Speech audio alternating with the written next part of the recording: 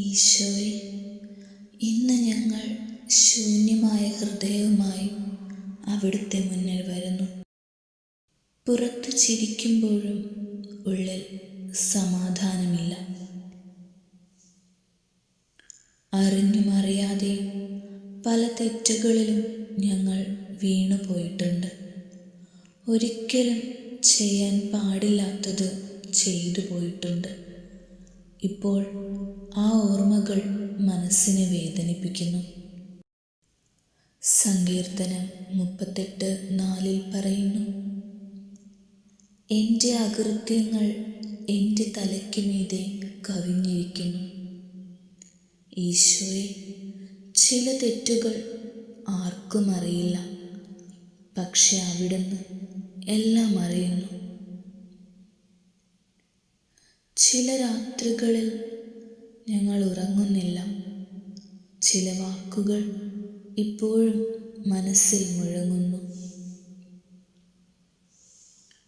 ഞാൻ അങ്ങനെ ചെയ്യാൻ പാടില്ലായിരുന്നു, അങ്ങനെ സംസാരിക്കരുതായിരുന്നു, അങ്ങനെ ജീവിക്കരുതായിരുന്നു.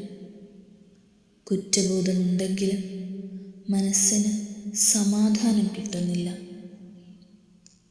എൻ്റെ ലംഘനങ്ങളെ ഞാൻ അറിയുന്നു. ഈശോയെ, ഞങ്ങൾ നല്ലവരായി ജീവിക്കാൻ ആഗ്രഹിച്ചു, പക്ഷേ ദുർബലരായിപ്പോയി. പാപം ആദ്യത്തിൽ ചെറുതായി തോന്നും, പക്ഷെ അത് മനസ്സിൻ്റെ സമാധാനം നഷ്ടപ്പെടുത്തും. ചിലപ്പോൾ ഞങ്ങൾ ഞങ്ങളെ തന്നെ വെറുക്കുന്നു. പക്ഷേ ഈശോയെ, അവിടുത്തെ കരുണ ഞങ്ങളുടെ പാപങ്ങളേക്കാൾ വലുതാണ്. ഈശോയെ, ഞാൻ അകന്നുപോയി, എന്നെ തിരികെ വിളിക്കണമേ. നമുക്കൊരു നിമിഷം കണ്ണുകളടച്ച് ഈശോയോട് സംസാരിക്കാം.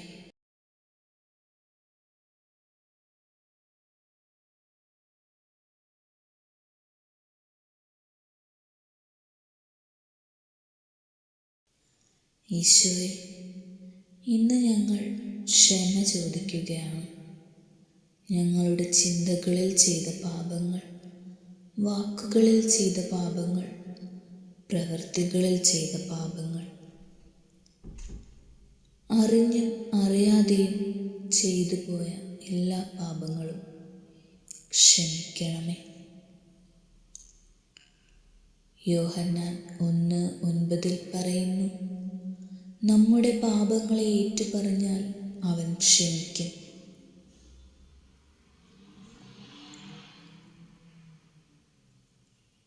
ലോകം നമ്മളെ ഉപേക്ഷിച്ചാലും ഈശോ ഉപേക്ഷിക്കില്ല. പത്രോസ് വീണു, ദാവീദ് വീണു, മറിയം മഗ്ദലേന വീണു, പക്ഷേ ഈശോ അവരെ ഉയർത്തി. അതുകൊണ്ട് ഇന്നും പ്രത്യാശയുണ്ട്. ഈശോയെ, ഞങ്ങളുടെ മനസ്സിനെ സ്പർശിക്കണമേ. തകർന്ന ഭാഗങ്ങളെ സുഖപ്പെടുത്തണമേ.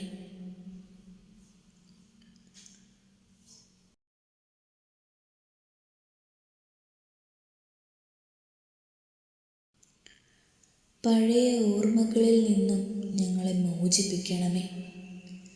വീണ്ടും തുടങ്ങാൻ ധൈര്യം നൽകണമേ. കരുണയുള്ള ഈശോയെ, എന്നെ വിട്ടുകളയരുതേ. ഈശോയെ, ഞങ്ങൾ വിശുദ്ധരല്ല, പക്ഷെ അവിടുന്ന് ഞങ്ങളെ സ്നേഹിക്കുന്നു. ഇന്ന് ഞങ്ങളുടെ പാപഭാരങ്ങൾ നിന്റെ കുരിശിന് മുന്നിൽ വയ്ക്കുന്നു. ഞങ്ങളെ പുതുക്കണമേ. മനസ്സിന് സമാധാനം നൽകണമേ. ആമേൻ.